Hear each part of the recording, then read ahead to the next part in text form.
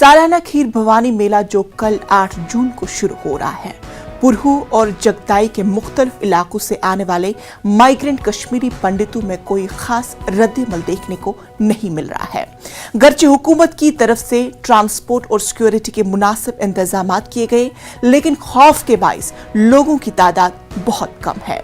यात्रा के लिए 39 बसें दस्तयाब थी, लेकिन सिर्फ 10 बसों को रमेश कुमार डिविजनल कमिश्नर जम्मू ने झंडी दिखाकर रवाना किया। 52 यात्रियों की गुंजाइश वाली बसों में सिर्फ 10 से 15 यात्री ही थे। डिविजनल कमिश्नर के मुताबिक सिक्योरिटी के फुल प्रूफ इंतजाम किए गए हैं। पूरी व्यवस्था की हुई थी और सभी लोगों को कहा गया था, जितने लोग जाना चाहते थे उनको हमने सबको यहाँ से अलाउ किया है। सुरक्षा व्यवस्था पूर्णतः पूरे जो है प्रबंध किए गए हैं।